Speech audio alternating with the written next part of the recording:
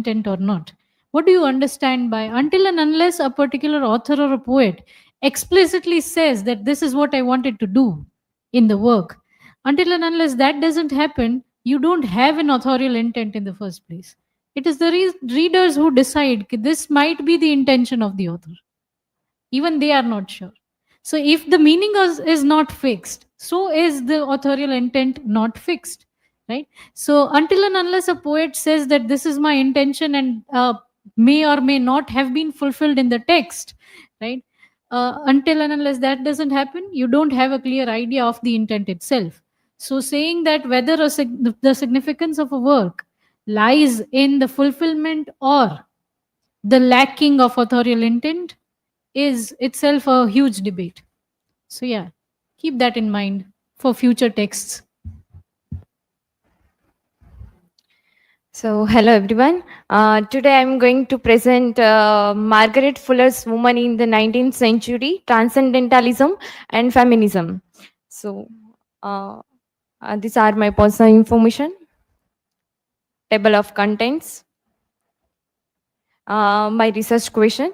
How did Margaret Fuller's integration of transcendentalist philosophy with feminist thought challenge the gender norms and intellectual frameworks of 19th century America? And what impact did her activism and writings, particularly Women in 19th Century, have on the development of feminist theory and social reform movements? And my hypothesis, Margaret Fuller's Woman in the 19th Century fused transcendentalist ideas with feminist philosophy, challenging gender roles and patriarchal structures.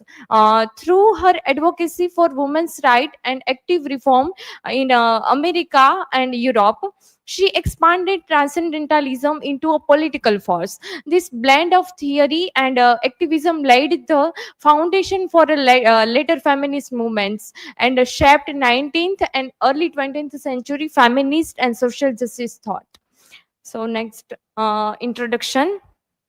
So, Margaret Fuller was a key transcendentalist thinker and a writer and also early feminist who merged transcendentalist ideas with gender equality and activism. So, she challenged the male dominated movement and advocating for women's education and also women's right. And we can also say that her own experience that when her father died and his uncle take a estate of her. So at that time she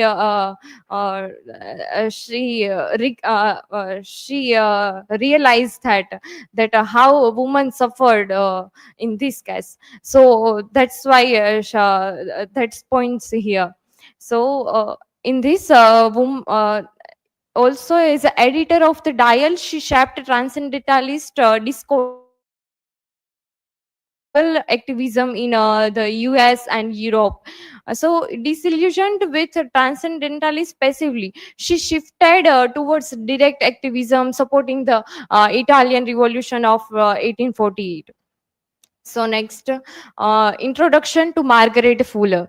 So already we in a previous slide we discussed Margaret Fuller was a leading transcendentalist thinker. So she is often mentioned alongside major transcendentalist figures such as Ralph Waldo Emerson and Henry David Thoreau. And Fuller's work is significant for its contribution to feminist philosophy, and particularly through her book Woman in the 19th Century. So also she served as an editor of the Dial and a prominent transcendentalist journal that published progressive ideas.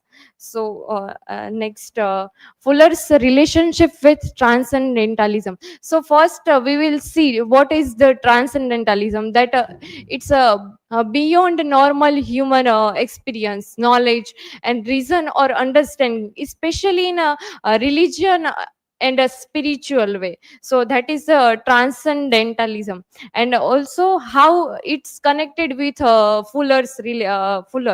So transcendentalism emphasized self-reliance, also moral growth. So and individual growth. So Fuller was a central figure in the transcendentalist circle. She felt constrained by its limitations, particularly regarding women's roles. So she organized conversations for women in Boston, and where she encouraged women to engage in intellectual discussion and self development. So, and another one is Fuller's departure to New York and later Italy. So, allowed her to explore a more political form of activism beyond the philosophical confines of transcendentalism. And also, woman in the 19th century was the most radical and politically charged work. So, making a shift from transcendentalist idealism to direct feminist advocacy or activism.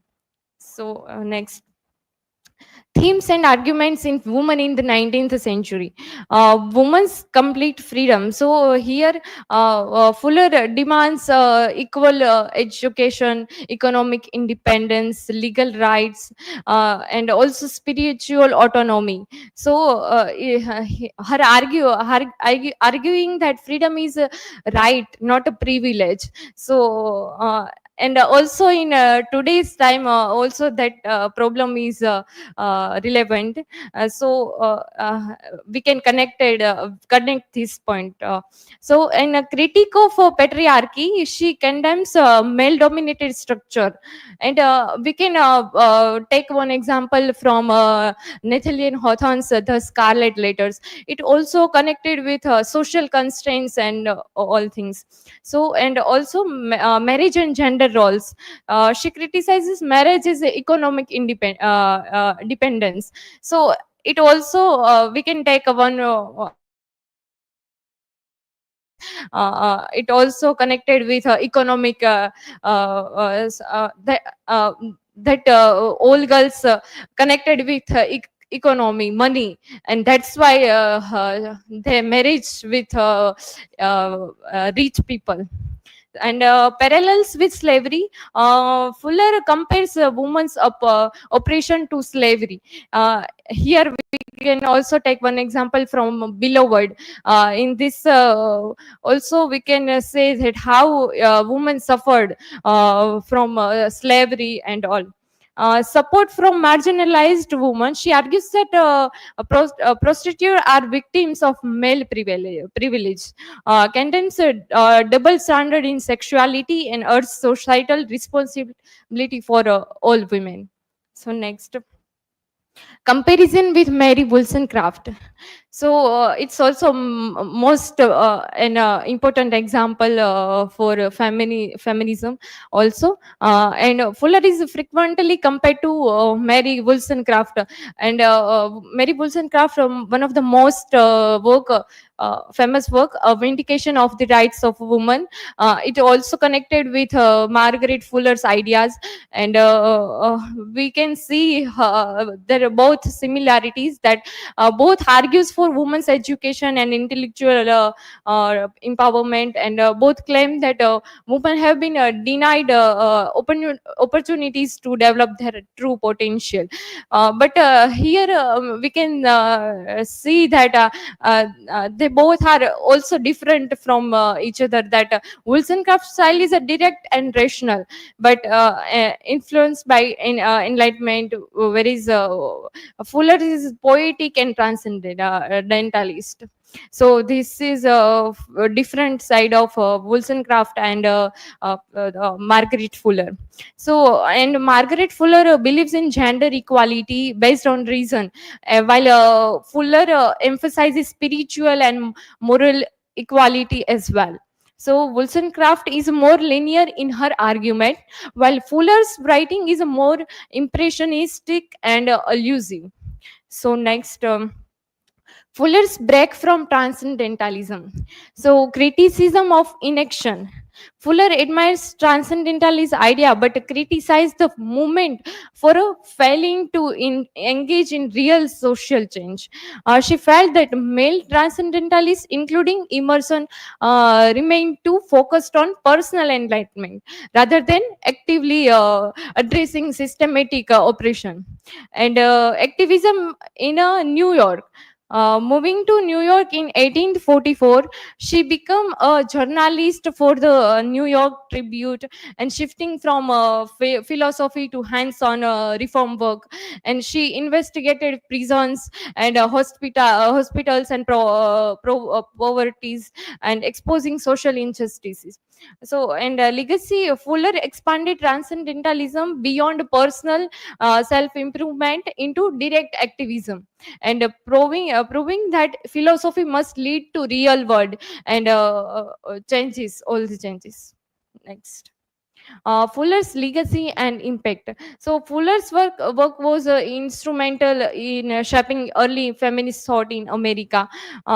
We can say, take one example from the J.K. Rowling, that at that time women cannot write books or anything, but here we and this encouragement from the Fullers and all figures that it's improving the women's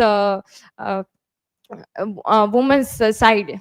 So her combination of transcendentalist ideas and feminist philosophy made her a critic and powerful voice in the 19th century. And here she influenced later suffragists and women's rights activists, including Elizabeth Cady Stanton. He is a American writer and also activist and also leader of a women rights movement. So this is the main figure of this, and her conversational and philosophical style of feminism continues to be studied as a distinct approach to gender equality. So and she remains a key figure in American transcendentalist and literary history. Next. Conclusion. Margaret Fuller bridged transcendentalism and feminist ideas, making her pivotal 19th century thinkers, and while embracing self-reliance and intellectual growth. She criticized transcendentalism's inaction on women's rights. And women in the 19th century, she challenged patriarchy and marriage norms and also societal restrictions, and linking women's oppression to slavery and advocating for marginalized women. So this whole are main points about the feminism and transcendentalism also. So she influenced figure like Elizabeth Cady Stanton. She shaped the women's suffrage and human rights movements. Beyond feminism, Fuller remains central to transcendentalism and literary history, proving that ideas must translate into action for a real change. Her work continues to impact gender equality and social justice discussion today. So these are my references, and thank you so much. If you have any question, please ask.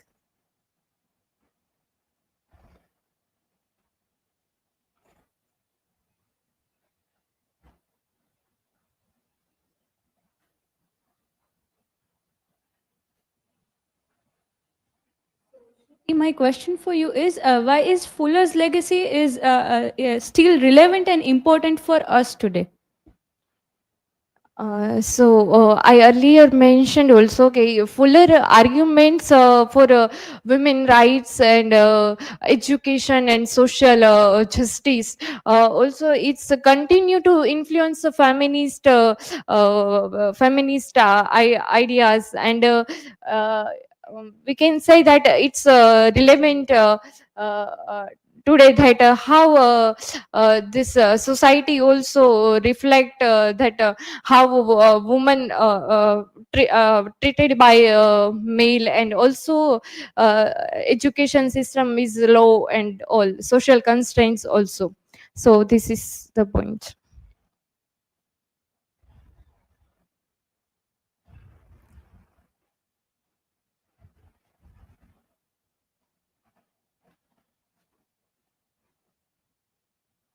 My question is, how did Fuller's feminism challenge transcendentalist ideals? Okay, so transcendentalism promoted self-reliance and also moral growth, but it often ignored women limited social mobility. And Fuller argued that women could not achieve self-reliance without systematic changes. So that is the main point of that. So thank you so much.